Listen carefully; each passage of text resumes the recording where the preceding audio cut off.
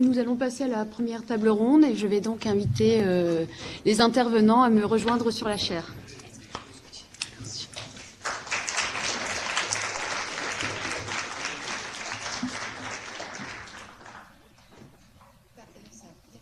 Ah oui, c'est ça. Je prends juste ça, hop, et c'est bon. Oui, c'est bon. Ça, c'est à moi. Ouais, j'en ai pas l'usage.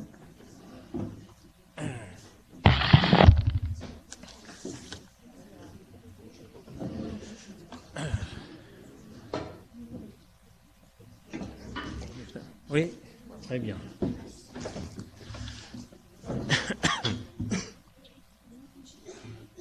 Il manque une chaise. Il y a rien à dire.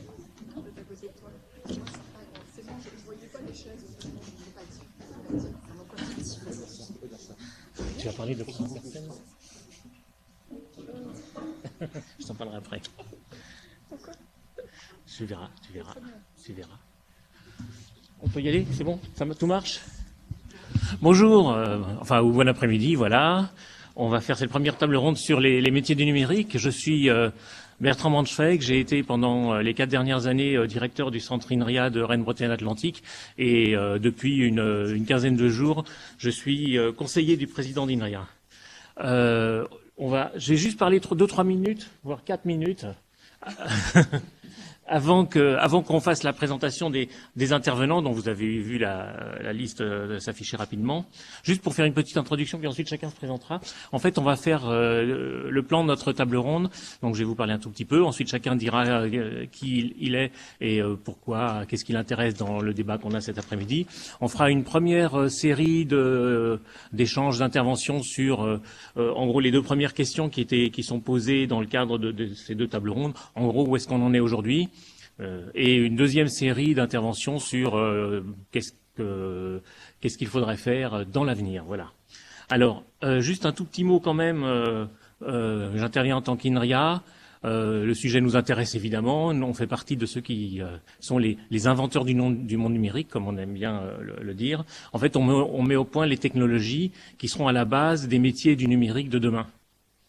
Et plus généralement de ce qui assure la transition numérique. Donc évidemment, l'impact de nos recherches et de nos développements technologiques nous intéresse beaucoup.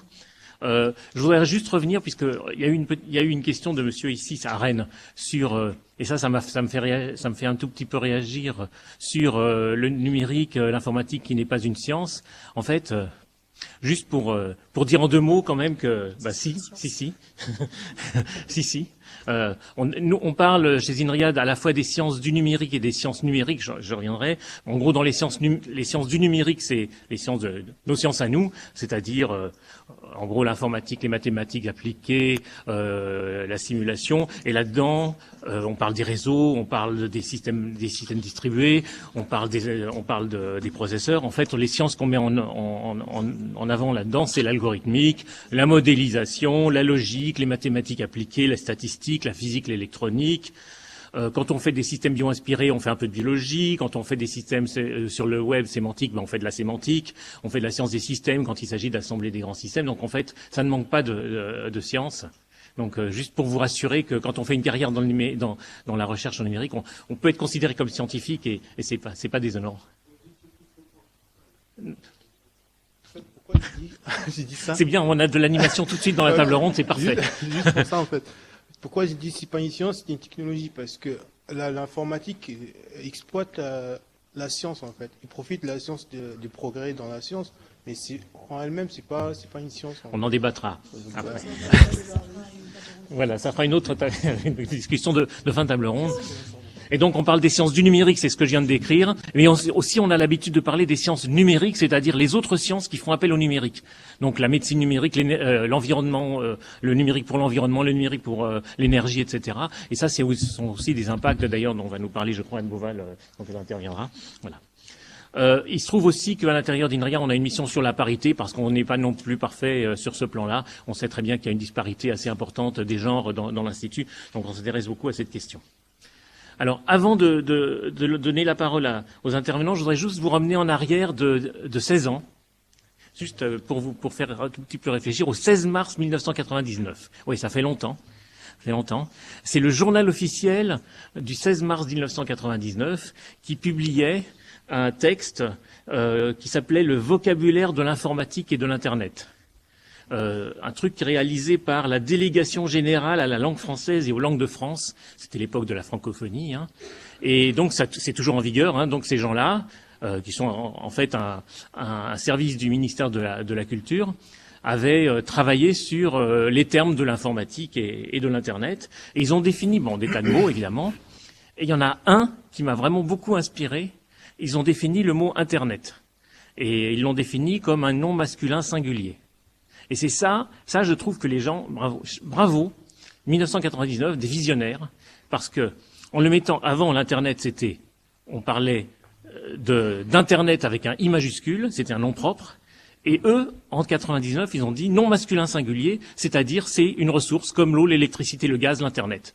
Et franchement, avoir vu ça il y a 16 ans, alors que malgré tout, on n'avait pas encore vraiment tout ce qu'on a aujourd'hui, je trouve que c'est impressionnant et effectivement, c'est ce qu'on constate aujourd'hui, c'est-à-dire qu'on est dans un univers dans lequel le numérique et l'Internet également sont des ressources ubiquitaires comme l'eau, le gaz, l'électricité, et donc ça draine inévitablement énormément d'activités, de métiers autour de ça. Bon, c'est pour ça qu'on est tous là aujourd'hui. Voilà, c'était juste un petit passage en arrière. Vous avez vu, et je remercie beaucoup Xavier Michard pour avoir montré tout ce qui se passe aujourd'hui comme réflexion sur les métiers du numérique. C'est vrai que il y a un intervenant intéressant également qui est la FIN, la Fondation Internet Nouvelle Génération. On devait avoir avec nous Amandine Bruguière qui représentait en fait la FIN pour nous parler de la vision de la FIN qui est donc un think tank de réflexion sur ce sujet. Malheureusement, elle est au fond de son lit et donc on n'a pas pu la voir aujourd'hui. On a quatre autres intervenants. Mais en dehors de ça, on a également... je voudrais juste dire qu'il y a également le CIGREF, le club informatique des grandes entreprises françaises, qui réunit donc les DSI des grandes entreprises, notamment CAC 40, et qui travaille aussi beaucoup autour de ça. Ils ont une activité de réflexion sur les métiers, évidemment, ça les concerne directement, et puis un certain nombre d'autres choses. Il y a des rapports nationaux. Olivier Charlot va nous parler rapidement tout à l'heure du rapport de Bruno Wettling, le DRH d'Orange, sur la transformation numérique et la vie au travail, qui vient de sortir. Hein. Et puis on est en plein en ce moment dans la discussion sur le projet de loi sur la République numérique. Donc évidemment, on se rend compte à quel point tout ça est important aujourd'hui. Voilà, donc c'était juste une introduction pour positionner la réflexion de cette table ronde sur les métiers du numérique.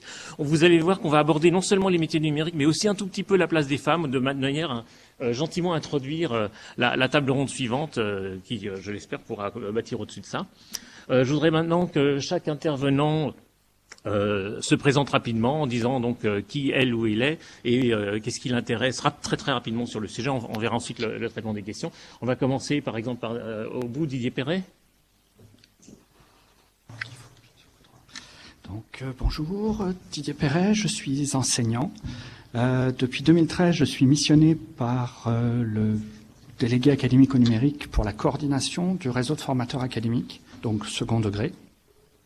Et j'ai aussi une mission pour suivre les différents collèges connectés, donc collèges préfigurateurs à partir de cette année, au niveau de l'éducation nationale.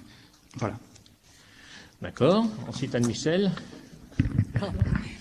Bonjour à tous, Anne-Michel Vanage. Je suis secrétaire générale d'un institut de recherche technologique rennais qui s'appelle BICOM.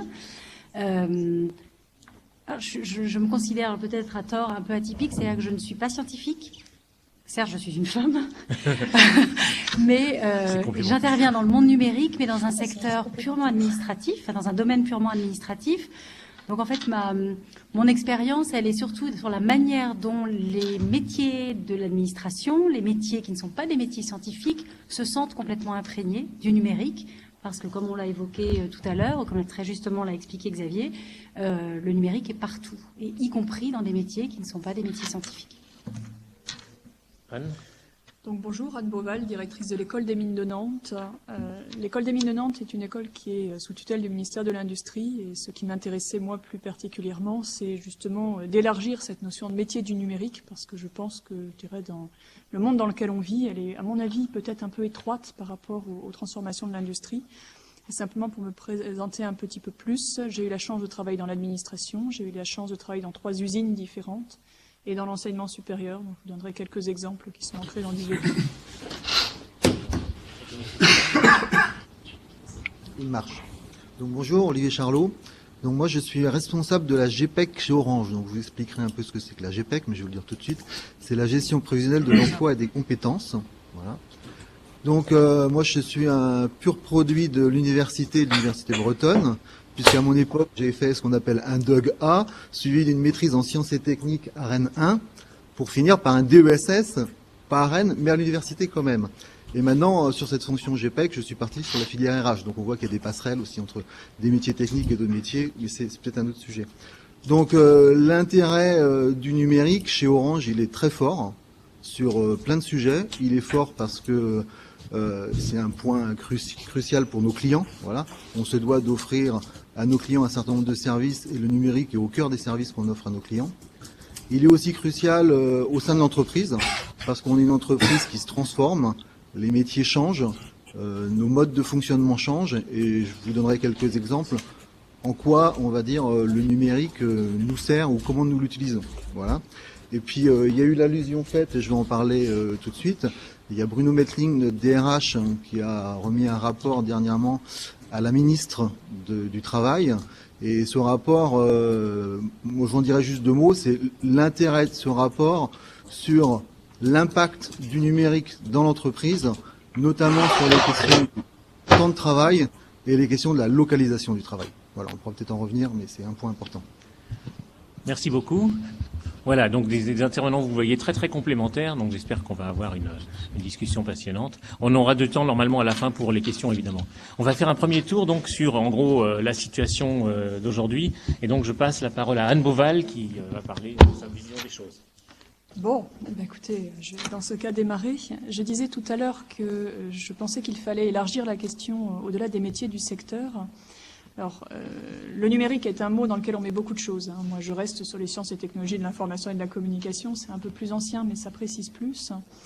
L'école des mines de Nantes a, je dirais, la moitié de ses options, de ses compétences dans ce domaine-là. Donc, c'est un domaine qu'on connaît bien.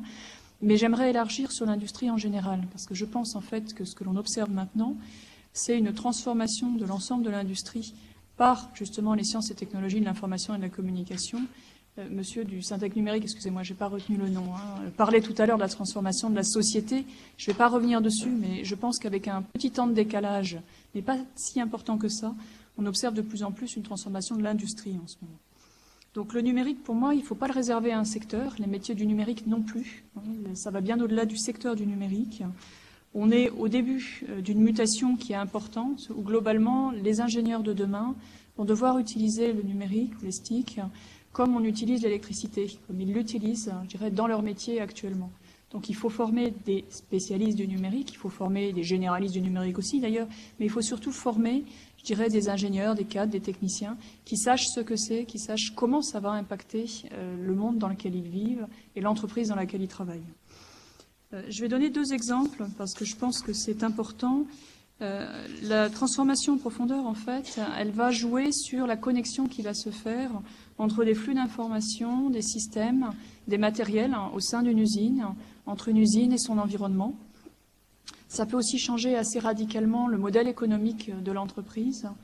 Et il y a 2 exemples sur lesquels je voudrais revenir parce que pour moi, ce sont ceux qui permettent d'illustrer, je trouve en tout cas, la profondeur de ces évolutions. Le premier, je vais le tirer de l'industrie minière. Non pas parce que je dirige une école des mines, ça c'est une pure coïncidence, mais parce que c'est en discutant avec quelqu'un que j'ai croisé dans une sphère en plus totalement personnelle que j'ai un peu compris réellement ce que voulait dire cette transformation de l'industrie par le numérique. Si vous prenez l'industrie minière fonctionne là où il y a des mines, donc globalement pas tant que ça en France, beaucoup plus en Afrique en ce moment ou ailleurs, avec, je dirais, des engins et des moyens en équipement qui sont énormes. Le fait d'introduire les objets connectés dans ce type d'équipement, dans ce type de machine, est en train de révolutionner l'industrie de la maintenance associée. Pourquoi ? Parce qu'auparavant, vous aviez ces énormes engins de chantier, ce sont les engins qui creusent et qui transportent. Donc à l'échelle d'une mine, vous pouvez imaginer l'échelle qu'ils ont. Faisait l'objet d'une maintenance qui faisait qu'on expédiait régulièrement des techniciens aux 4 coins de la planète pour voir dans quel état étaient les machines et les réparer quand elles étaient cassées. De plus en plus, on est en train de truffer ces machines de capteurs capables de transmettre des informations. Ces informations sont traitées à l'autre bout du monde, dans le sud-ouest de la France en l'occurrence, par, je dirais, des personnes capables d'extraire les informations compétentes, enfin pertinentes à partir de la masse de données, et de basculer d'un système de maintenance curatif à un système de maintenance préventive. Ça a changé en 3 ans de temps radicalement le métier. C'est en train actuellement de changer le business model, au sens où auparavant, je dirais, les exploitants miniers achetaient l'engin et le contrat de maintenance. Petit à petit, ils sont en train d'acheter le service, c'est-à-dire d'avoir un engin qui fonctionne. Un jour, ils n'achèteront plus l'engin, ils loueront l'engin qui fonctionne. Donc pour l'entreprise qui fabrique les machines en question, le modèle économique est en train de changer radicalement. Je voulais citer cet exemple-là parce qu'il est dans une industrie qu'on n'imagine pas particulièrement impactée au premier chef par le numérique, et il est en train de la transformer réellement. Un deuxième exemple, j'ai entendu tout à l'heure l'aéronautique. J'ai été frappé aussi par l'utilisation de la réalité virtuelle dans l'aéronautique. On sait que la réalité virtuelle, parce qu'elle reconstitue des environnements, peut être extrêmement utile, en particulier sur tout ce qui est formation, parce que ça évite, je dirais typiquement, moi j'ai connu ça en centrale nucléaire, il vaut mieux former quelqu'un dans un environnement virtuel que réel, quand il y a des rayonnements ionisants. C'est un exemple, mais on le comprend vite très bien. Par contre, l'utilisation qu'en fait Airbus pour, autour, je dirais, d'un système reproduit en réalité virtuelle, rassembler des équipes en France, en Allemagne, à droite, à gauche, à Toulouse ou à Saint-Nazaire, autour d'une problématique, m'a semblé extrêmement intéressant parce que c'est un nouveau mode de travail qui est en train d'émerger à partir de ça. Et là où je l'ai trouvé particulièrement pertinent, c'est qu'il émerge autour de l'humain. Parce qu'au final, ça permet de rassembler des compétences pour régler des problématiques qui sont typiquement dans un système, comment l'homme qui va devoir intervenir pour changer telle pièce ou poser tel boulon va pouvoir réaliser le travail. Ces 2 exemples, dans des entreprises où on n'attend pas forcément une transformation, je dirais, en profondeur par le numérique, que je souhaitais partager avec vous. Voilà peut-être en introduction si ça correspond à ce que tu souhaitais, Bertrand. Merci beaucoup, Anne. Donc là, je vous propose de changer un tout petit peu de domaine et d'écouter Olivier Charlot parler un petit peu des besoins d'Orange et de ses clients, de manière au sens large. Ouais. Voilà, je vais la mettre bien en face. Donc la question qui a été soulevée tout à l'heure, c'est qu'est-ce que c'est que le numérique et qu'est-ce qu'on met dans le numérique ? Chez Orange, nous on a notre réponse, on va dire, sur notre périmètre, et il est quand même assez vaste. Donc juste tout à l'heure, en guise d'introduction, je vous disais que j'étais responsable de la GPEC sur le territoire ouest. Le territoire ouest, ce qu'on considère territoire ouest, c'est Bretagne, région Bretagne et région Pays de la Loire dans sa structure actuelle, et c'est en gros 12 000 salariés. Voilà, c'est 12 000 salariés sur le territoire.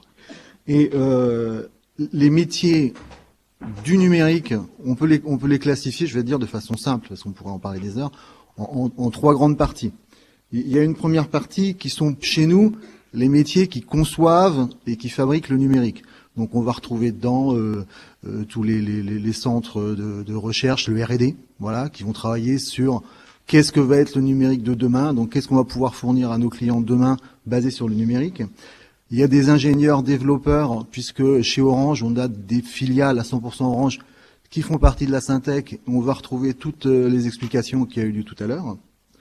Il y a des ingénieurs et des non-ingénieurs qui font de l'intégration, des chefs de projet, donc qui font de l'assemblage de briques numériques pour pouvoir derrière délivrer un service. Et puis il y a tous les experts qu'on trouve aussi chez nous sur les domaines qui ont déjà été cités, je ne vais pas m'étendre dessus, mais sur le big data, puisque le numérique par essence fournit une quantité énorme de données, donc le big data est là pour pouvoir exploiter ces données, et Dieu sait que chez Orange, il y a une masse de données générées, ne serait-ce que si on prend un exemple, les antennes mobiles, voilà, permettent de géolocaliser tous les téléphones, et donc on peut modéliser des flux de trafic dans une ville simplement à la localisation des téléphones. Et derrière ça, on place du big data pour pouvoir exploiter ces données-là. Et il y a aussi, en termes d'expertise, dans les métiers du numérique, la cyberdéfense. Et le pôle ouest est un pôle fort en cyberdéfense, puisqu'il y a une entité qui s'appelle le Security Operations Center, qui est basée sur Rennes, qui gère cette partie cyberdéfense. Donc ça, on va dire, c'est des métiers conception et comment ils fabriquent le numérique de demain. Et puis il y a aussi il y a d'autres choses, c'est-à-dire que le numérique, c'est pas que du virtuel. Le numérique, pour fonctionner, il doit s'appuyer sur des infrastructures solides. Voilà. Donc on a des équipes qui travaillent sur la fibre. Donc le déploiement de la fibre fait partie des métiers numériques. C'est d'autres technologies. Ça demande d'autres savoirs. Il y a les métiers, tous les métiers liés au data center, puisque les données numériques et les applications numériques, elles doivent être hébergées. Donc il faut des data centers avec des batteries d'ordinateurs. On a eu une évolution technique très importante ces dernières années sur ces ordinateurs dans ces centres d'hébergement. On est passé d'ordinateurs sur lesquels tournait une application sur des ordinateurs avec la virtualisation. Et tout ça, ça fait partie de l'environnement et des métiers du numérique chez Orange. Et puis il y a une troisième, j'en cite quelques exemples, je pourrais passer la journée à décrire les plus de 1000 métiers que l'on a. Et puis il y a aussi tous les métiers, et je rejoins ce qui a été dit tout à l'heure, qui utilisent le numérique et dont le numérique va modifier le métier. Et donc ces métiers-là se doivent de connaître les usages et l'impact qu'a le numérique ou que va avoir le numérique sur leur métier. Alors si je prends quelques exemples, on peut prendre l'exemple d'un vendeur. Un vendeur pour les PME ou pour les grands comptes. Dans le temps, il se déplaçait chez son client, il avait sa documentation, il s'asseyait face à son client, et puis il regardait son catalogue. Maintenant, la vente se fait plus comme ça. Il se déplace chez son client avec une tablette ou avec un PC, une tablette. Le client s'assoit à côté de lui. Et ils regardent ensemble la tablette, les produits qui vont être vendus. Ils vont customiser l'offre, ils vont faire un certain nombre de choses côte à côte. Et le fait de passer d'une vente face à face à une vente côte à côte, ça change le métier de vendeur. On a une notion de partenariat, voilà. Donc c'est juste un exemple sur l'utilisation du numérique sur des métiers qui a priori ne sont pas les métiers tagués numériques. Voilà. Ce que je voudrais juste dire sur les grandes familles de métiers sur le numérique chez Orange. Et puis juste un dernier petit point aussi en interne, c'est-à-dire que on a intégré un certain nombre d'outils qui ont un peu révolutionné et changé les habitudes. Les réunions téléphoniques se font déjà un petit bout de temps, mais les réunions téléphoniques avec partage de documents instantanés sont des choses qui sont complètement développées. On est en train de mettre en place, et je crois qu'aussi Bruno Mettling en avait parlé dans son rapport, pas un Facebook, mais presque un Facebook interne, non pas pour partager ses photos, mais pour pouvoir, on va dire, collaborer entre les équipes. C'est-à-dire que l'impact du numérique, c'est une plus grande transversalité entre les équipes, un partage plus grand entre les équipes, et on est en train, petit à petit, de changer un mode qui est vraiment un mode en silo, un mode hiérarchique, en un mode de travail beaucoup plus transverse, tout ça grâce à l'apport des outils numériques. Voilà ce que je vais dire rapidement sur le sujet.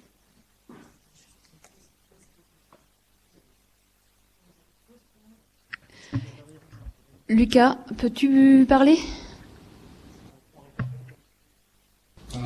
On vous entend. C'est bon, vous me voyez ? C'est parfait, merci.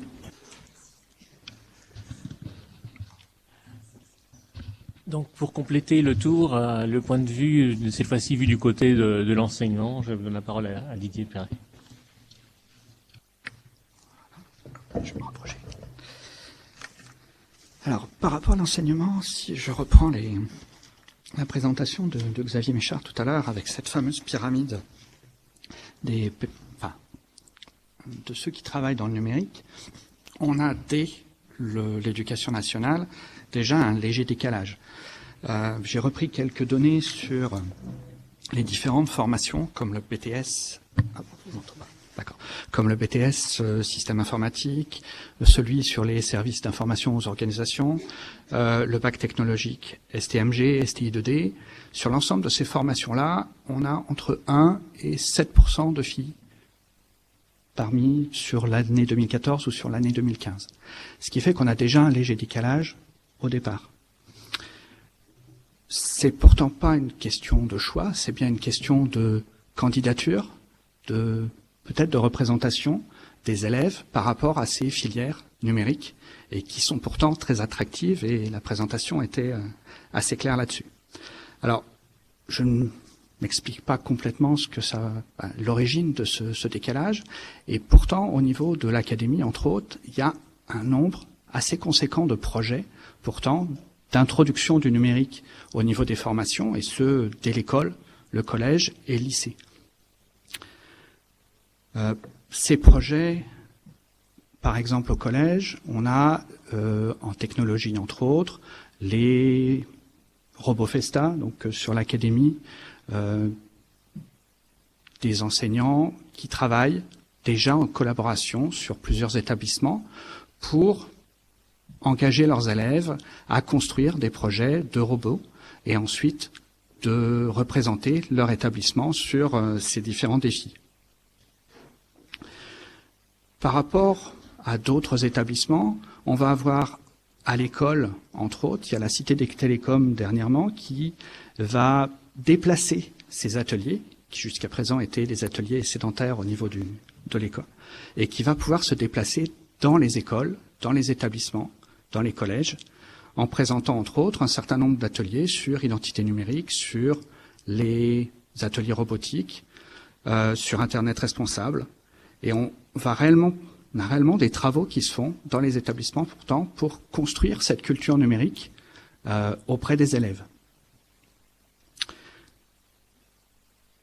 En complément de ces actions sur le terrain, on a aussi des partenariats avec des sociétés de services privés, des universités.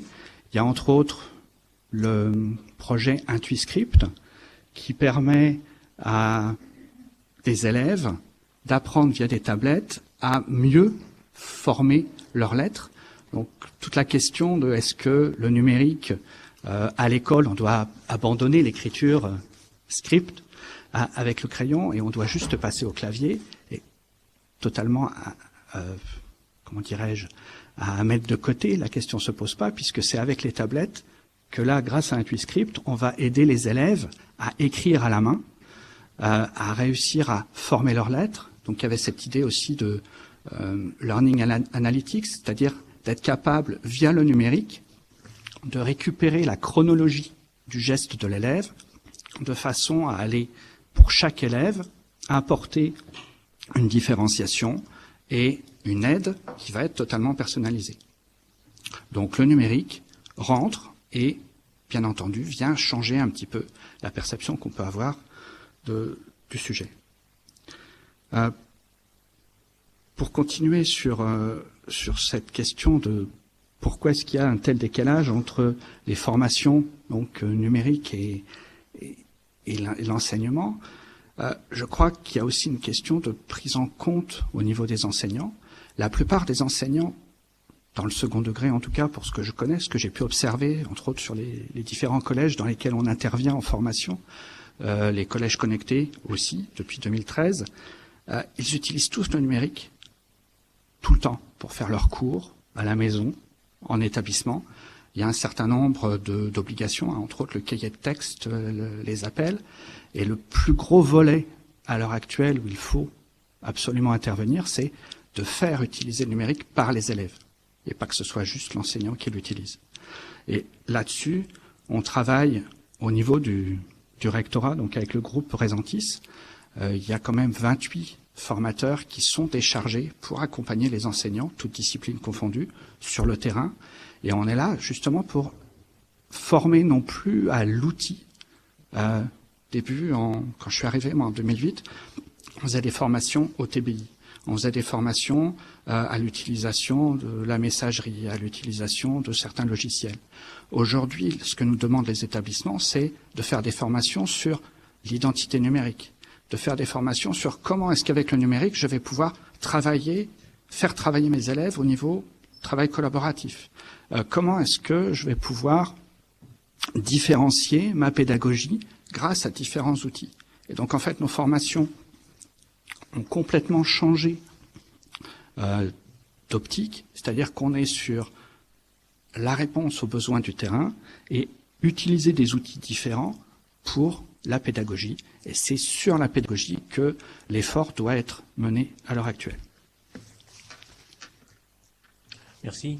Bon, donc on a entendu des exemples de comment le numérique est en train de changer à la fois l'industrie, la société et l'enseignement. On a eu également le point de vue d'un grand opérateur du numérique. Hein. Et alors, l'IRT Bicom là-dedans, juste avant que tu prennes la parole, Anne-Michel, l'image de l'IRT Bicom, je voudrais vous retranscrire ce qui a été dit par le secrétaire d'État Mandon il y a 2 jours et par le commissaire général aux investissements d'avenir, Louis Schweitzer, dans le cadre du forum des IRT à Grenoble, hein, c'était mardi. L'État voit les IRT comme, en gros, le fleuron de notre démarche. Voilà, le fleuron des investissements d'avenir, c'est le dispositif qui démontre vraiment la capacité de l'État à faire de l'innovation. Bicom, c'est un des 2 IRT numériques. Alors, on est donc très très impatient et anxieux de savoir la voix de Bicom sur le sujet, puisque vous êtes normalement les plus en avance là-dessus. Voilà. C'est merveilleux, parce que non seulement j'interviens la dernière, donc il y a des tas de choses hyper intéressantes qui ont déjà été dites, c'est que je ne peux pas redire, mais en plus, il me met une pression effroyable sur le point de vue de Bicom. Non, alors pour clore le tout, je n'ai même pas un point de vue scientifique, donc je vais essayer de répondre à tout ça. Oui, effectivement, Bicom, c'est un des IRT qui intervient dans le champ dans le domaine numérique, et je vais juste vous donner l'objet, enfin la mission que définit Bicom, comme la manière dont Bicom définit sa mission, parce que ça traduit un peu tout ce qui vient d'être dit sur le principe, c'est d'accélérer grâce à la recherche et l'innovation dans les technologies du numérique, le développement et la mise sur le marché d'outils, de produits et de services améliorant la vie quotidienne. Et on parle d'un institut de recherche technologique. Donc tout de suite, on fait un lien entre la recherche et l'amélioration de la vie quotidienne. Et je pense que le numérique, toutes les réflexions qu'on a pu avoir sur le numérique et sur les métiers du numérique, c'est cette traduction-là, c'est la manière dont des outils, dont des technologies, dont des innovations vont améliorer la vie quotidienne au travers des produits et services qu'ils produisent. Et c'est vrai que, alors, chez Bicom, il va y avoir je dirais que j'ai 2 regards sur la question. C'est qu'effectivement, on est terriblement concerné par les métiers du numérique, puisque l'ensemble des ingénieurs et des chercheurs qui travaillent chez Bicom sont issus de formations et de spécialités dans le monde du numérique, donc beaucoup d'informaticiens et donc des métiers très vastes avec des formations d'ingénieurs. Mais parallèlement, je peux faire le constat aussi que si on devait retenir tout ce qu'on a dit ou sortir un mot qui me semble révélateur du numérique dans la société aujourd'hui, c'est la transversalité. C'est-à-dire que quel que soit le métier que les uns et les autres qu'on va tous ou qu'on a tous, on a tous une question numérique aujourd'hui et le numérique nous concerne tous. Et cette transversalité, elle se traduit par le fait qu'on entend de plus en plus parler de la transformation numérique, mais dans tous les métiers. La transformation numérique dans les métiers des ressources humaines, la transformation numérique dans les métiers de la finance, la transformation numérique à tous les échelons d'une vie de l'entreprise. Tous les métiers se sentent concernés par la question numérique aujourd'hui. Et c'est ça qui fait, je dirais, l'impact du numérique et les emplois du numérique sont effectivement très diversifiés. Parallèlement, j'aurais envie de dire, mais peut-être que je m'avance un peu, que sur le fond, on parle de l'ère numérique et j'ai l'impression que progressivement, en fait, on arrive dans une ère post-numérique ou post-digitale parce que la question de l'implication ou du développement numérique devient tellement évidente pour tous, qu'on n'est plus dans quelque chose de nouveau, dans quelque chose qui est en silo, on est dans quelque chose qui se joue à tous les niveaux de l'entreprise et à tous les niveaux, dans tous les emplois. Et c'est ça qui fait qu'on se rend compte que dans les profils que l'on peut rechercher aujourd'hui, dans les emplois, dans les recrutements que l'on fait, il y aura toujours une vocation numérique et les gens auront toujours quelque part un parcours un peu numérique ou une compétence un peu numérique, quel que soit leur métier. Je voulais donner comme exemple, et Xavier en a parlé tout à l'heure également, mais je crois que c'est un bon exemple. Si on regarde aujourd'hui les succès, les grands succès des entreprises dites numériques, ce sont des succès, si on parle de Blablacar ou si on parle de Uber, qui sont les succès d'aujourd'hui. Ce ne sont pas des succès liés à l'innovation en elle-même, mais à la manière dont l'usage de l'innovation a été mis en œuvre. Et derrière, la question, c'est le changement des modèles économiques, en fait, des business models que l'on trouve dans les entreprises et qui est fondé sur l'usage que l'on fait du numérique et pas tant sur l'innovation numérique. Voilà. C'était ma contribution. Après, sinon, je vais redire ce que vous avez déjà tous dit très bien. Donc, Merci. Donc là, on faisait un petit peu le point sur la perception de la situation actuelle. on va se projeter dans les actions pour le futur. Je donne d'abord la parole à Didier Perret. Alors, je reprends. Pour recommencer, comme tout à l'heure, avec des chiffres, si on regarde ce qui se passe, donc on a eu la présentation d'ISN Informatique et Sciences du Numérique, c'est un enseignement de spécialité à l'heure actuelle qui est réservé aux élèves de terminale scientifique. On a 20% de filles. Si on remonte un petit peu sur 2 ans avant, en seconde, cette année, il y a un nouvel enseignement d'exploration qui s'appelle Informatique et création numérique. Et là, on trouve 27% de filles. Alors la question, c'est est-ce que justement on est sur un changement des représentations et une nouvelle génération, on va dire, qui s'intègre plus dans le numérique? Est-ce que c'est déjà un effet des avancées qui ont pu être mises en place au niveau de l'éducation, ou est-ce que c'est simplement que par rapport aux formations dont je parlais tout à l'heure, qui elles sont diplômantes et qui vont réellement impacter le métier futur des étudiants, on pourrait se poser la question que les enseignements d'exploration ne sont pas spécialement, on va dire, obligatoires en termes d'orientation. Et on peut faire un enseignement d'exploration et aller dans une voie totalement différente. Donc ils sont beaucoup plus libres, enfin les élèves sont beaucoup plus libres de choisir ce qu'ils veulent en seconde. Et sur informatique et sciences du numérique, ce qui sera très intéressant dans l'avenir, c'est que cet enseignement soit ouvert à toutes les filières. Et je pense, et je crois que ça a déjà été dit assez largement, c'est que c'est pas seulement, le numérique n'est pas seulement, alors une science ou en tout cas nécessaire aux scientifiques. On pourrait très bien avoir une voie littéraire et être dans le numérique. On pourrait très bien avoir une voie en sciences économiques et avoir besoin d'un enseignement un peu plus numérique sur le sujet. Par rapport à cette idée de transversalité, avec le nouveau programme de collège, vont être créés des EPI. Alors, l'éducation nationale est assez friande en acronyme. Donc, EPI, des enseignements pratiques interdisciplinaires.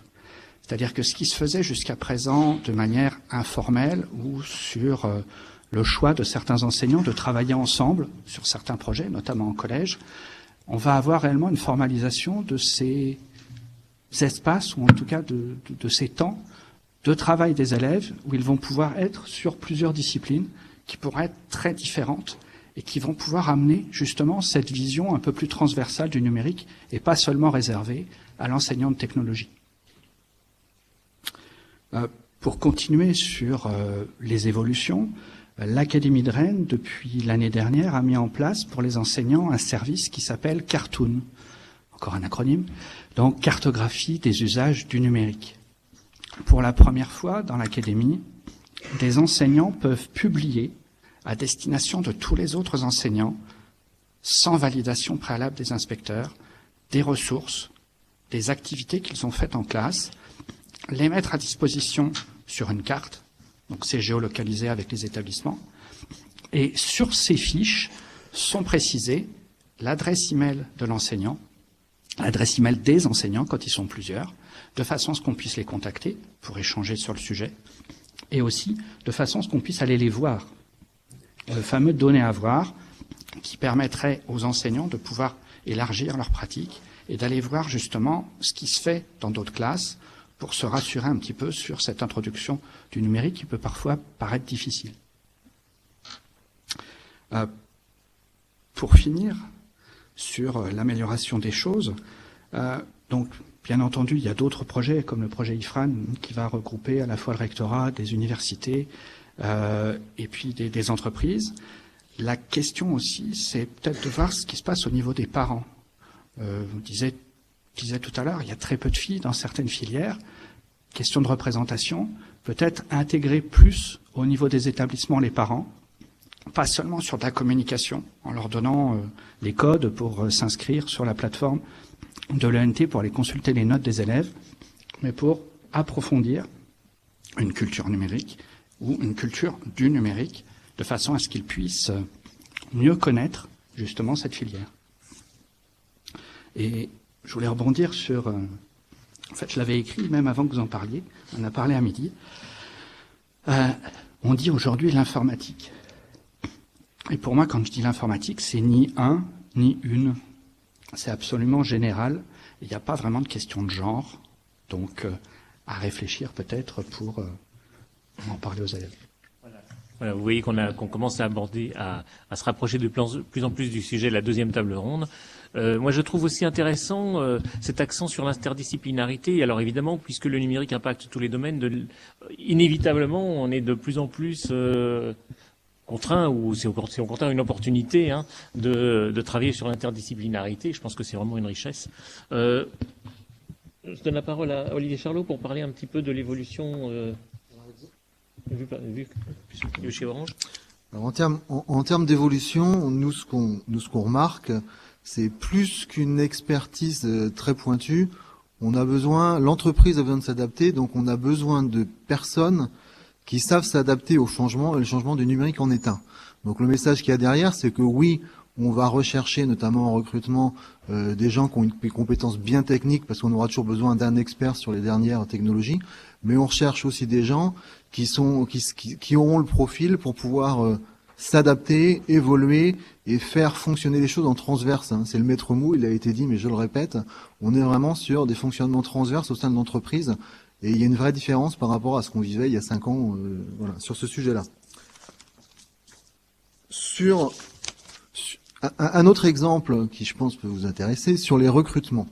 On est une entreprise qui, sur le territoire ouest et globalement, a une pyramide des âges assez élevée. Donc, on va rentrer dans une phase de remplacement. Alors, pas de 1 pour 1, mais on va rentrer dans une phase de remplacement et de renouvellement d'effectifs. Et donc, l'année dernière, on a recruté sur le territoire ouest un peu plus de 200 CDI. Je parle pas des alternants, là, c'est un autre chiffre, mais un peu plus de 200 CDI sur des populations variées. C'est-à-dire qu'on recrutait du Master 2, de l'ingénieur, pour travailler sur des développements informatiques qu'on fait à travers des filiales Orange Application for Business, par exemple. Mais on recrutait aussi des techniciens DUT Bac plus 2 pour tout ce qui était le travail, l'exploitation de la fibre. Donc on a ces recrutements. Et en termes d'évolution et en termes de besoins, ce qu'on regarde sur le recrutement, c'est quand on recrute un jeune, on regarde pas le poste immédiat sur lequel il va être recruté, on regarde déjà sur quel deuxième poste il pourrait aller. Donc dans le recrutement rentre la notion déjà de qu'est-ce qu'on va en faire après et comment on va pouvoir prendre quelqu'un qui va pouvoir être transverse dans l'entreprise et aller sur un deuxième poste. Donc c'est vraiment dans l'optique actuelle, on ne s'arrête pas à la compétence technique pure que le diplôme peut amener. On regarde comment la personne peut évoluer au sein de l'entreprise après, et ça, on le prend en compte dès le recrutement, le premier recrutement. Donc c'est des choses qui ont changé aussi en termes de recrutement, mais maintenant c'est des choses qui sont abordées. Et puis l'autre point aussi, c'est que la formation, elle s'arrête pas au banc de l'université, elle continue dans l'entreprise. Donc pour aller sur les métiers du numérique, on a aussi tout un service de formation, d'accompagnement, avec, comme c'est dit tout à l'heure, maintenant on a des MOOC, on a des COOC, on a tout le e-learning qui avait fait ses débuts en étant hyper descendant, devient un e-learning dynamique et participatif entre les salariés. Donc c'est quelque chose qui existe au sein de l'entreprise. Donc la formation ne s'arrête pas au banc ici de l'université. Et puis autre sujet, et là je vais refaire le lien avec la table ronde qui va suivre. C'est vrai que on a du mal à trouver des femmes sur les métiers sur lesquels on recrute. Voilà. Donc on fait un certain nombre d'actions en partenariat et on va continuer à faire ces actions, on va développer ces actions. On fait un certain nombre d'actions en partenariat avec des lycées, voilà, des lycées et des lycéennes de filières scientifiques. Alors, je suis pas le correspondant école ni mixité, donc mon collègue m'a donné quelques exemples de programmes et ça pourrait peut-être vous parler. On a des programmes shadowing, qui sont des programmes où on invite une lycéenne à passer un jour ou deux avec un ingénieur technique sur des métiers du numérique pour découvrir les métiers, pour voir comment ça se passe. Donc voilà, je pense que le contact humain, il y a rien de mieux. On fait aussi participer nos alternants et nos alternantes à des forums ou à des salons, parce que rien de tel qu'une jeune qui vient de rentrer chez nous pour discuter avec d'autres jeunes. Quelquefois, on avait mis des ingénieurs super chevronnés à discuter avec des jeunes. Le courant passait pas trop parce que chacun restait sur son domaine. Donc, en faisant des passerelles comme ça, en utilisant les alternants qu'il y a chez nous pour discuter avec les jeunes, c'est quelque chose qui fonctionne aussi. Et puis bien sûr, on a beaucoup de jeunes en alternance chez nous sur les métiers du numérique. Donc c'est quelque chose qui est en croissance et qu'on va continuer à pousser. Et puis de même sur les stages dans les métiers du numérique chez Orange, que ce soit dans l'entité qui s'appelle IMT, anciennement FTR&D, ou que ce soit sur d'autres métiers, et quelque chose que l'on développe et sur lesquels on essaye d'avoir le plus possible de femmes à y participer. Donc voilà un petit peu. Je citerai aussi le partenariat avec l'unité de Saint-Malo. Il y a des opérations passeport à venir. Il y a tout un tas d'opérations qui sont mises en place pour, on va dire, faire diverger le flux des jeunes filles à aller sur des métiers qui sont pas des métiers techniques et pour les amener sur ces métiers techniques en leur présentant ce qui a déjà été tout à l'heure dit dans la présentation Syntec, que c'est des métiers qui sont tout à fait adaptés aux filles et qu'elles apportent beaucoup sur ces métiers-là. Merci. Donc on va continuer sur les questions de recrutement et évidemment de mixité pour ces métiers du futur. Anne. Oui, alors, la question que posait Bertrand était tellement ouverte, je ne savais pas trop par quel angle l'aborder. Donc je vais réagir sur 2 points. Le premier d'abord sur l'attractivité du numérique quand on recrute des élèves ingénieurs. C'est une vaste question. Et en fait, c'est pas tant l'attractivité avant le recrutement qu'une fois qu'ils sont dans l'école. Je m'explique. L'école des mines, elle fait à la fois, je dirais, du numérique, de l'énergie, de l'environnement, si je fais très très simple. Alors dans le numérique, on fait de l'informatique, on fait de l'automatique, on fait un peu de tout, en fait, honnêtement. Et, par contre, on a une image qui est terriblement généraliste, ce qui fait qu'on arrive à attirer massivement les élèves. Et une fois qu'ils sont rentrés, ils veulent tous faire de l'énergie. Donc là, on a de nouveau un problème, parce que d'une part, on ne fait pas que ça. D'autre part, le secteur industriel n'a pas besoin que d'ingénieurs formés pour faire de l'énergie, il a besoin de tout. Et donc on a tout un travail qui démarre au sein de l'école pour réussir à convaincre, je dirais, ceux qui voulaient faire de l'énergie, qu'il n'y a peut-être pas que ça dans la vie, pour passer d'une situation où, je dirais, pour caricaturer un peu, mais pas tant que ça, il y en a 80% qui veulent faire tel domaine, et d'arriver à 50 au final. Et on y arrive.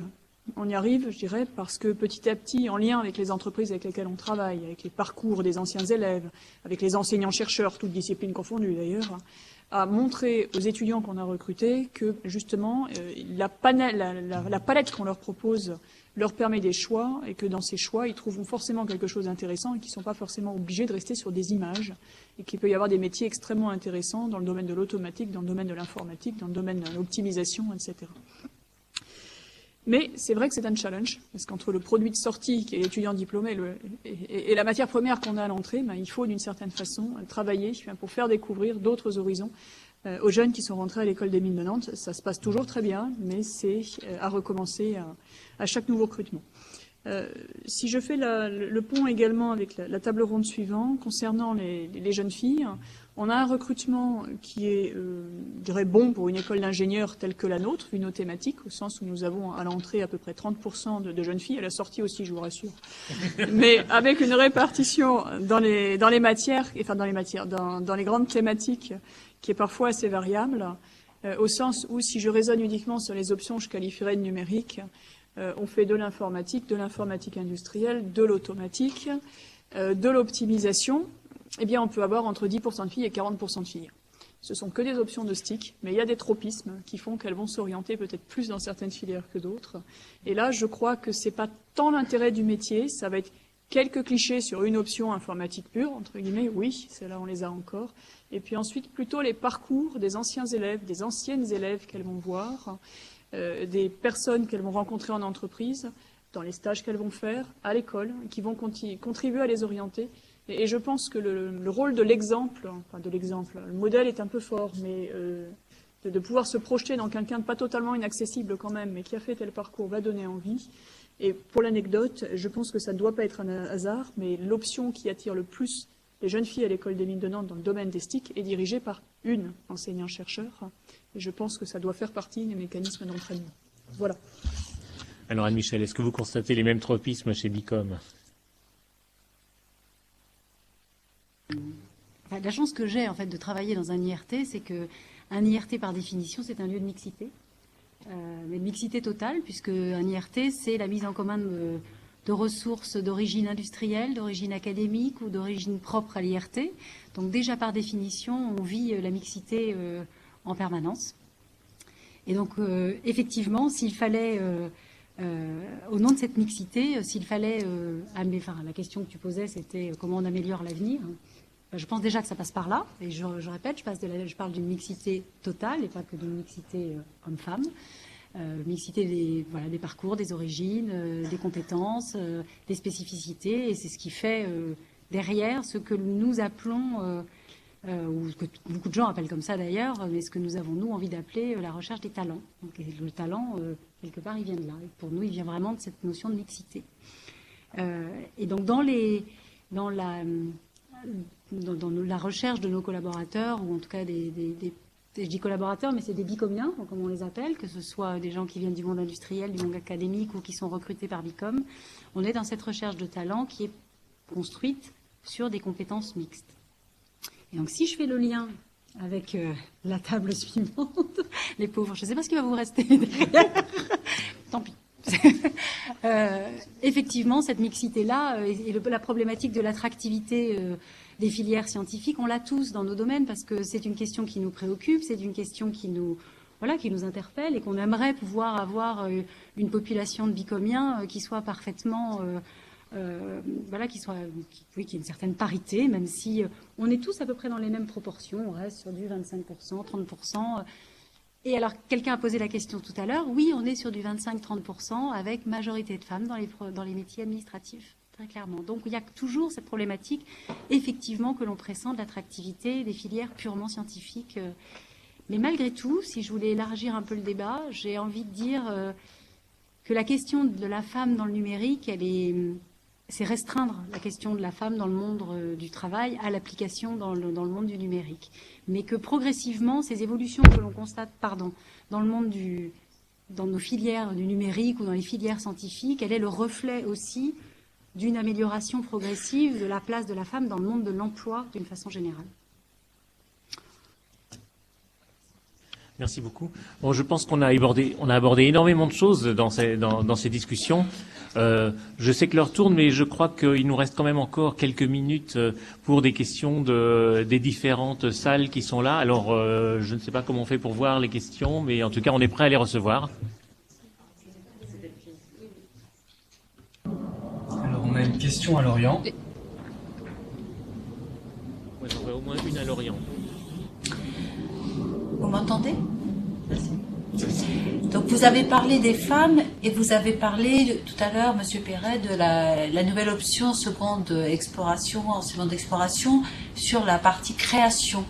Est-ce que c'est pas par moment pour les femmes l'aspect scientifique et technique par opposition à l'aspect plus création, innovation qu'il faudrait développer pour vraiment attirer, parce que les filles on arrive à les attirer, mais elles restent pas parce qu'elles trouvent pas ça passionnant. Ça manque un peu de passion. En fait, il faut rajouter de la passion. Par rapport à cet enseignement d'exploration, j'avoue que pour ma part, j'ai pas beaucoup de recul. Ça commence cette année. Pour la plupart des enseignants, ce sont des enseignants qui intervenaient déjà en informatique et sciences du numérique. Et malgré tout, il y a un gros volet création ou créativité, c'est-à-dire que les élèves travaillant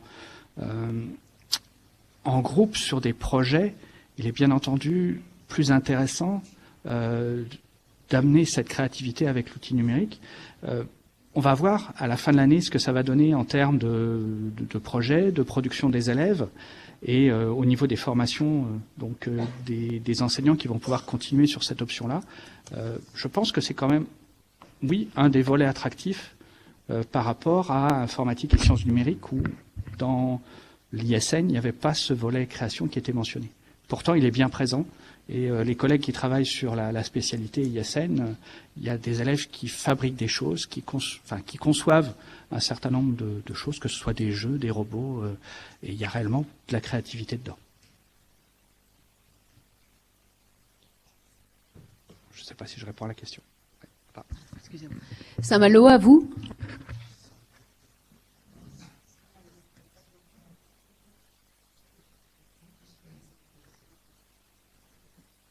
Pensez à activer vos micros, s'il vous plaît.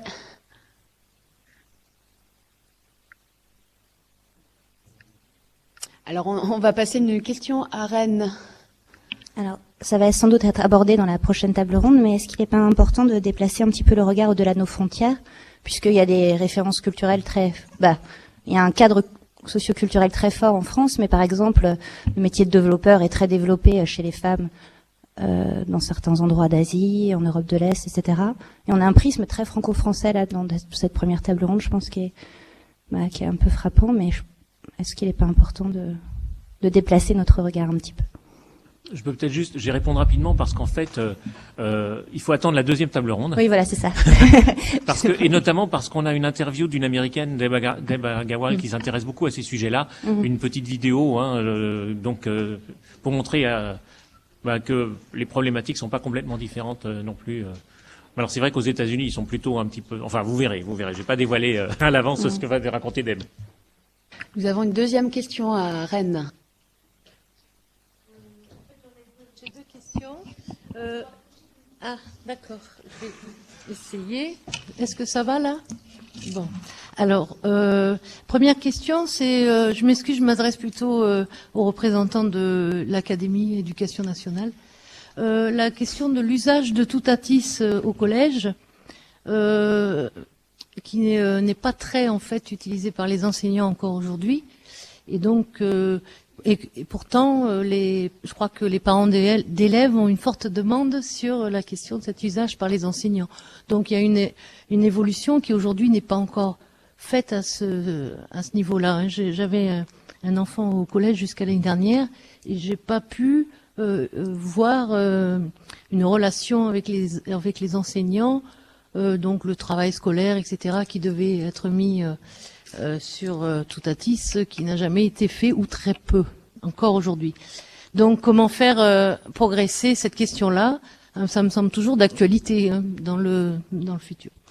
Ensuite, par rapport, j'ai eu connaissance de l'existence d'un bac professionnel qui s'appelle SEN, Système électronique numérique. Est-ce que j'ai l'impression, j'ai cru lire quelque part qu'il avait une dizaine d'années maintenant. Il a été créé en 2005, ce bac pro, je crois. Et donc, est-ce que l'on a des statistiques aujourd'hui, un peu de recul sur le devenir de ces élèves de terminale après le bac?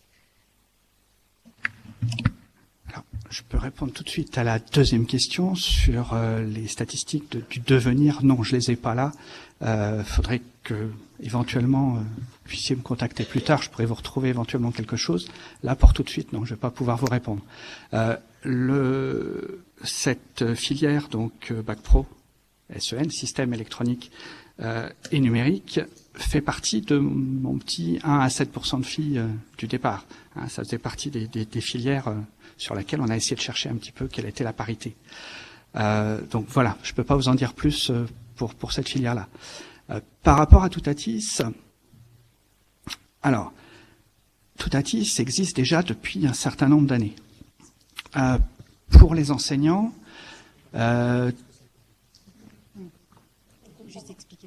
oui, Toutatis, oui, justement, c'est ce que, voilà. Toutatis, c'est l'environnement numérique de travail de l'académie. C'est l'ENT. C'est à la fois un espace où les enseignants vont pouvoir trouver leur volet vie scolaire, c'est-à-dire leur cahier de texte, les saisies de notes, bulletins, les communications entre enseignants éventuellement.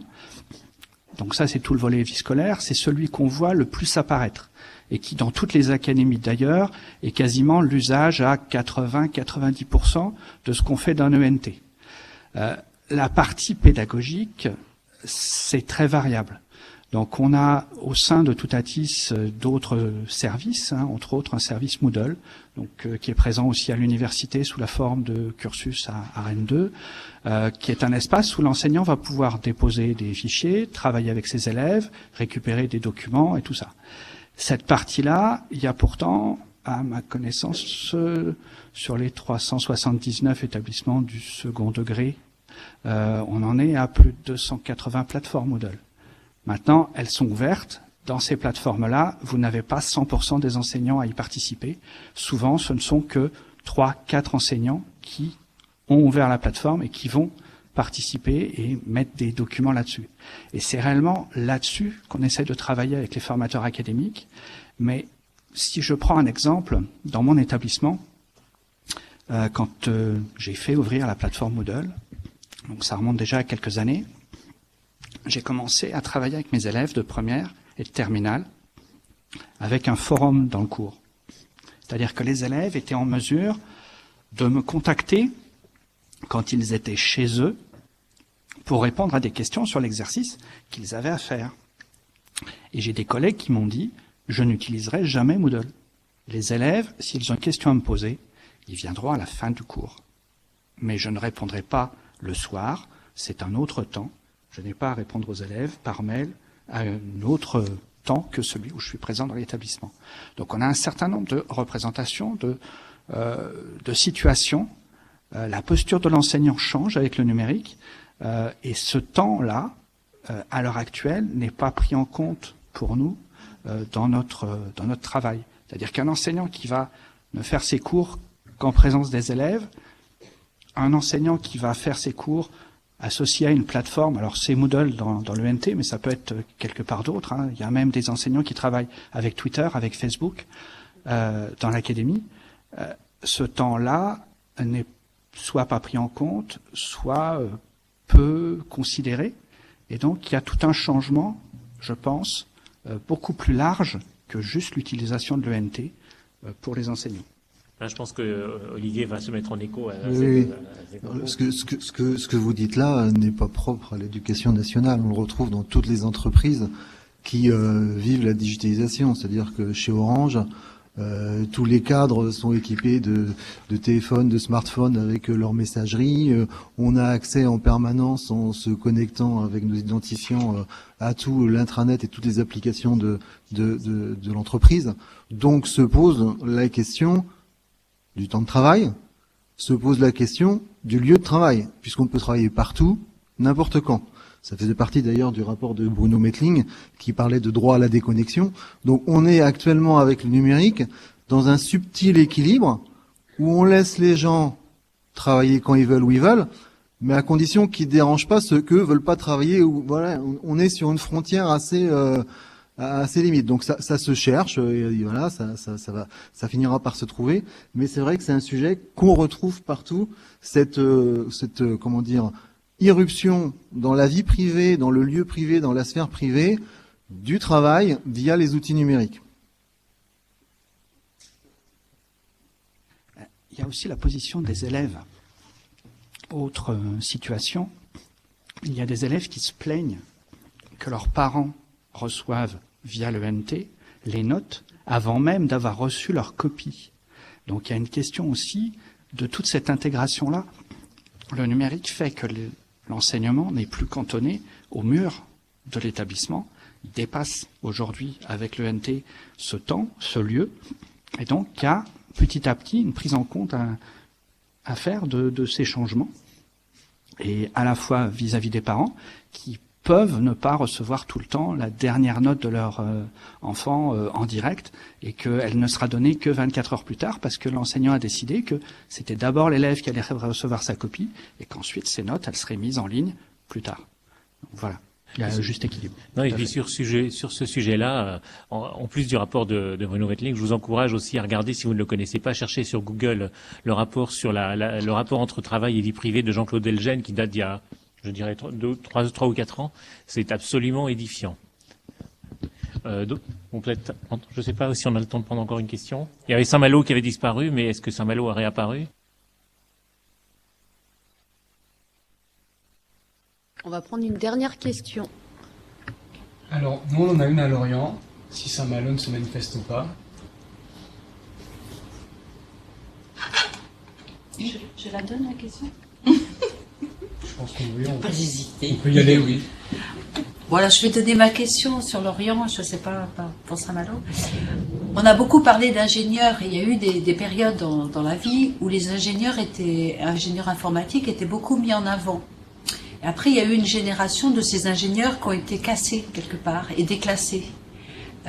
Croyez-vous pas que, parce qu'avant, ingénieur, c'était une profession assez noble, et le fait d'avoir cassé cette profession à un moment et d'avoir déclassé ces personnes, est-ce que ça contribue pas à s'interroger sur s'engager dans les filières scientifiques et techniques, et si on résiste pas, par rapport à l'âge, par rapport à la formation continue, par rapport à l'adaptation, les compétences qu'il faut toujours renouveler, que va devenir ma carrière?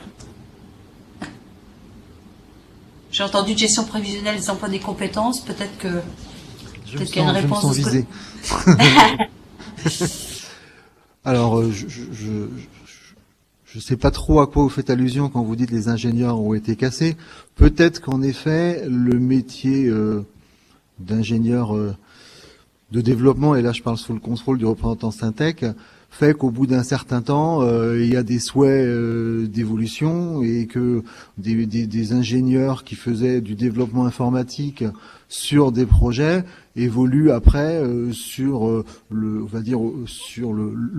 projet lui-même, et ne restent pas sur leur métier. Mais sur la non-attractivité du métier de développeur par rapport à ça, je pense pas. C'est peut-être une ancienne représentation, en effet, mais cette représentation-là, elle est, en effet, il faut la changer, et ça doit faire partie des actions qu'on doit mettre en place pour changer la représentation sur ces métiers d'ingénieur de développement, puisque, comme on disait tout à l'heure, le transverse prend de la place, et si on parle de méthode agile en termes de développement, quand on fait du développement maintenant sur des projets, on fait plus du développement où on fait un travail très taylorisé, où il y a des gens qui écrivent des specs, il y a des gens qui vont faire du code, il y a des gens qui vont tester les petits bouts de code, il y a des gens qui vont tester l'intégralité du code, on va livrer à l'utilisateur qui va trouver que c'est pas ça qu'il lui faut. Donc on fait plus comme ça.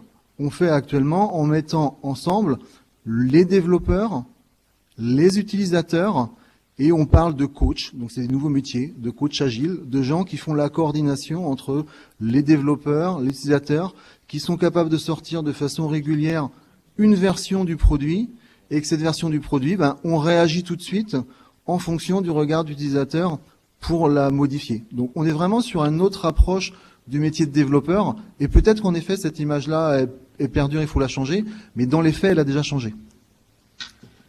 Peut-être deux éléments en complément. Un petit clin d'œil, effectivement, des ingénieurs, il y en a depuis 250 ans au bas mot.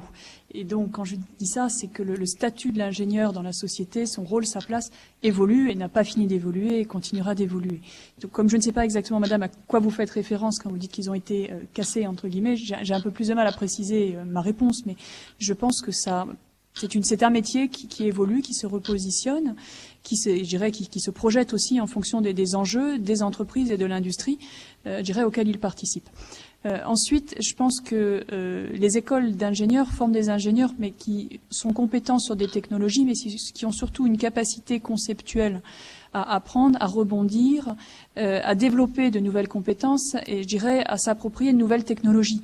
Donc, on ne va pas former des ingénieurs juste pour une technologie pour les 5 prochaines années. On va bien les former pour 40 ans.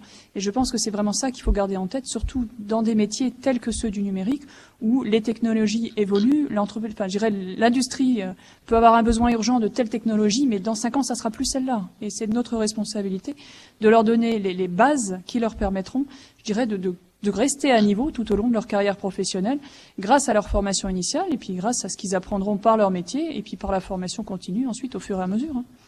Et grâce aussi à l'interdisciplinarité, n'est-ce pas? Juste, je sens qu'il va y avoir une coupure de faisceau. Non, il y a une toute dernière question à Lannion. Et après, après la dernière question, j'aurais quand même besoin de 30 secondes. Et Lannion est où? Bonjour. Lannion, à vous. Bonjour. Ah oui, Bonjour à tout le monde. C'est une question qui s'adresse à l'ensemble de la table ronde, mais peut-être plus en particulier à Monsieur Olivier Charlot.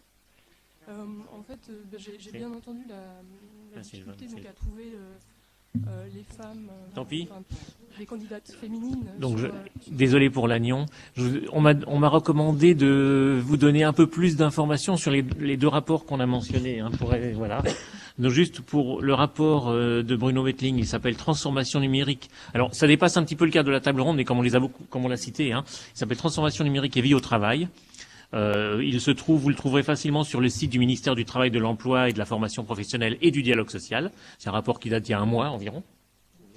À peine, oui, qui a été remis il y a un mois. Et alors, le rapport qui s'appelle « Les effets du travail sur la vie privée », là on dépasse vraiment très très largement le cadre de la table ronde. Comment comprendre les impacts de la vie professionnelle sur la vie personnelle. C'est un rapport de l'Institut Technologia, édité par Jean-Claude Delgen, qui était rendu public juste avant la dernière élection présidentielle. J'espère qu'il est toujours disponible sur l'internet. Mais si vous allez dans YouTube et vous tapez Jean-Claude Delgen, vous l'écouterez parler aussi de ce sujet. Donc c'est facile de se renseigner là-dessus. Voilà. Merci beaucoup et il est temps de laisser la place à la table ronde suivante.